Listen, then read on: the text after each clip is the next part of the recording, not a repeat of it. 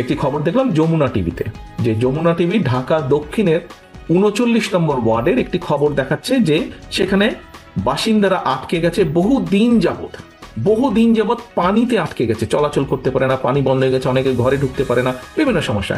জায়গায় যদি পানি জমে যায় বেশ একটা জায়গায় এলাকার মানুষের। তো দক্ষিণে যেহেতু আমাদের ইশরাক মেয়র প্রার্থী ছিল, একটা কথা খুব খোলামেলা ভাবে বলে রাখাটা ভালো, আমি যেটা দৃঢ়ভাবে বিশ্বাস করি ৫ আগস্টের আগের রাজনীতি আর ৫ আগস্টের পরের রাজনীতি অনেক বেশি আলাদা।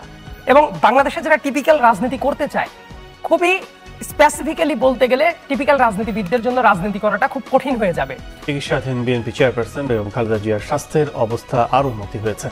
স্বাস্থ্য পরীক্ষায় সব রিপোর্ট ইতিবাচক বলে জানিয়েছেন তার ব্যক্তিগত চিকিৎসক মোহাম্মদ আল মামুন।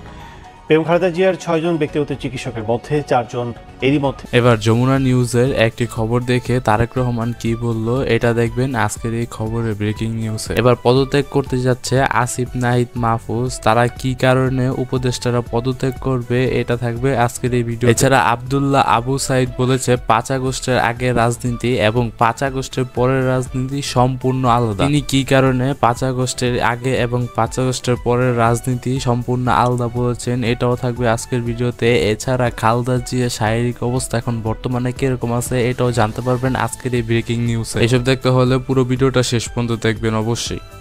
পদত্যাগ করতে যাচ্ছেন উপদেষ্টা নাহিদ, আসিফ ও মাহফুজ আলম। দেশের একটি জাতীয় দৈনিক বলছে আগামী ১৫ ফেব্রুয়ারি থেকে জুনের মধ্যে অন্তর্বর্তী সরকারের উপদেষ্টা পরিষদ থেকে পদত্যাগ করবেন তারা।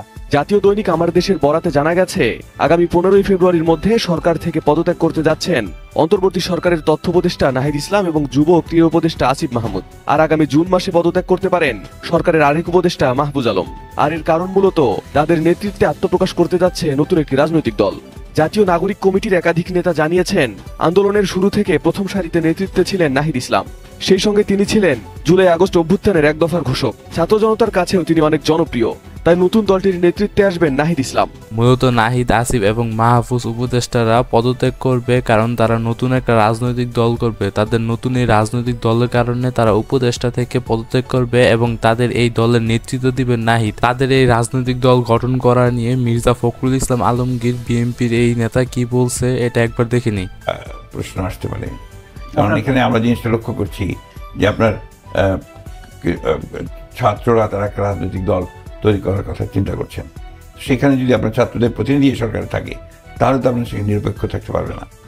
সেই জন্যই আপনারা তখন ওইটা হচ্ছে সম্ভাব্য কথা, এটার আপনার কোনো নেই। কিন্তু যদি তারা মনে করে যে থেকেই তারা নির্বাচন করবেন তখন তো সে রাজনৈতিক দলগুলো মেনে নেবে না। খালেদা জিয়া উন্নত চিকিৎসার জন্য লন্ডনে ক্লিনিকে ভর্তি হয়েছেন এবং সেখান থেকে তারেক রহমানের বাসায় গিয়েছেন এবং উন্নত চিকিৎসার জন্য লন্ডনে যাওয়ার পর এখন বর্তমানে তার শারীরিক অবস্থা কেমন আছে এখন জানতে পারবেন।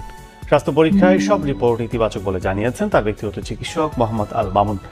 বেগম খালেদা জিয়ার ৬ জন ব্যক্তিগত চিকিৎসকের মধ্যে ৪ জন এরই মধ্যে দেশে ফিরেছেন। এর থেকে উত্তর লন্ডনের কিংস্টনে ছেলে তারেক রহমানের বাসায় যান বেগম জিয়া। বর্তমানে সেখানেই ২ জন ব্যক্তিগত চিকিৎসকের তত্ত্বাবধানে রয়েছেন তিনি। বিএনপি চেয়ারপারসন খালেদা জিয়া উন্নত চিকিৎসার পর লন্ডন যাওয়ার পর এখন বর্তমানে তার সব রিপোর্টই ভালো আছে। বর্তমানে তিনি তারেক রহমান বাসায় চিকিৎসা অবস্থায় রয়েছেন। বন্ধুরা, আপনাদের যদি মনে হয় আজকের ভিডিওটি কাউকে শেয়ার করার মতন তাহলে অবশ্যই শেয়ার করতে পারেন এবং লাইক সাবস্ক্রাইব অবশ্যই করতে পারেন। এবার আপনারা জানতে পারবেন বেগম খালেদা জিয়ার ছেলে তারেক রহমান যমুনা টিভির একটি নিউজ দেখে কি বলেছেন এবং কেনই বা কি কথা বলেছেন এটা আপনারা জানতে পারবেন এই ভিডিওতে। একটি খবর দেখলাম যমুনা টিভিতে, যে যমুনা টিভি ঢাকা দক্ষিণের ৩৯ নম্বর ওয়ার্ডের একটি খবর দেখাচ্ছে যে সেখানে বাসিন্দারা আটকে গেছে বহুদিন যাবৎ পানিতে আটকে গেছে, চলাচল করতে পারে না, পানি বন্ধ হয়ে গেছে, অনেকে ঘরে ঢুকতে পারে না, বিভিন্ন সমস্যা। জায়গায় যদি পানি জমে যায় বেশ একটা জায়গায় এলাকার মানুষের।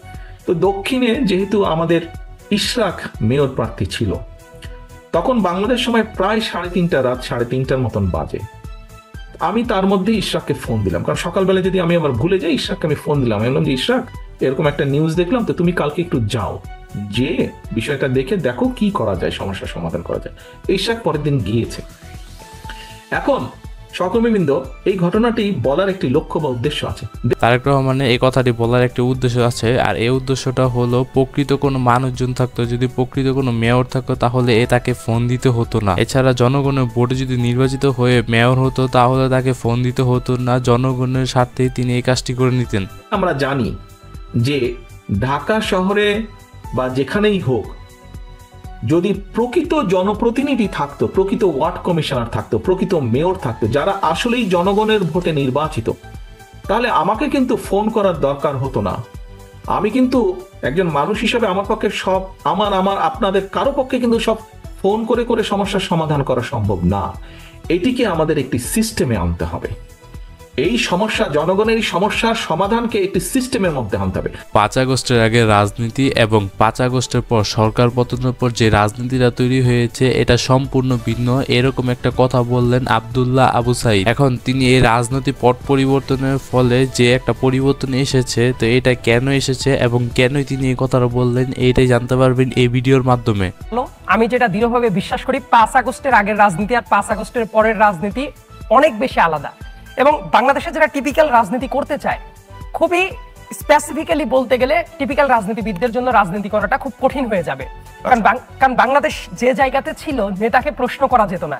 ইনফ্যাক্ট একটা টক শোতে বসেও, অনেক টক শো আছে যে জায়গায় এসে খোলা কথা বলার জন্য টক শো থেকে বের হয়ে যাওয়ার টাইমে বিভিন্ন এজেন্সির লোক এসে তাদেরকে থ্রেট করেছে। এই বাংলাদেশেই হয়েছে। আর দলীয় ভাবেও নেতা কর্মীদেরকে যেটা সবক যেটা দেওয়া ছিল যে নেতার কখনো ভুল ধরা যাবে না, আর যদি কোনো রাষ্ট্রীয় পদ পদবিতে বসে থাকে তাহলে এখন কি যাচ্ছে আমি মনে করি ওই দমবন্ধ অবস্থা থেকে অনেকটা ভালো হয়েছে। বলছি না যে 100%ই ভালো হয়েছে। তাহলে আপনারা বুঝতেই পারলেন কেন এই কথাটা বলেছে। সরকার পতনের পর কেন একটু উন্নত হয়েছে রাজনীতির মধ্যে। এছাড়া সরকার পতনের আগে মানে 5 আগস্টের আগে রাজনীতির মধ্যে যদি কোনো নেতার বিরুদ্ধে মানে আওয়ামী নেতার বিরুদ্ধে কথা বলা হতো তাহলে ফোন 100টা আসবে। সো 5 আগস্টের পরে এই অনেকটা ভালো হয়েছে। এই জায়গায় একটু শুনতে চাই যে এই যে জনসম্পৃক্ততার প্রশ্নে রাজনৈতিক দলগুলোর যে ভূমিকা, সেটি অনেকটা ভালো দেখছেন পরিস্থিতির কারণে ভালোটা দেখছেন। আমার কাছে শুধুমাত্র পরিস্থিতি না, অনেক জায়গায় জেনুইন কমিটমেন্টও আমার কাছে মনে হচ্ছে। কিন্তু সেই ব্যাপারটা আবার দুইটা ফারাক আছে। আমি আসলে খোলামেলা কথা বলতে পছন্দ করি।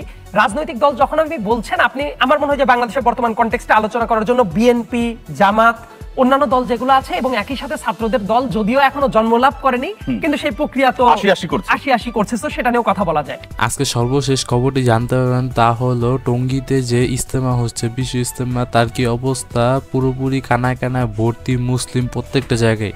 দেশি বিদেশি মুসল্লিদের সমাগমে মুখর হয়ে উঠেছে ইজতেমা মাঠ। গতকাল মাগরিবের পর আমবয়ানের মধ্য দিয়ে শুরু হয় ইজতেমার আনুষ্ঠানিকতা। আজ ফজরের পর বয়ান করেন পাকিস্তানের মাওলানা জিয়াউল হক। জুমাবার হওয়ায় ঢল নামে মুসল্লিদের।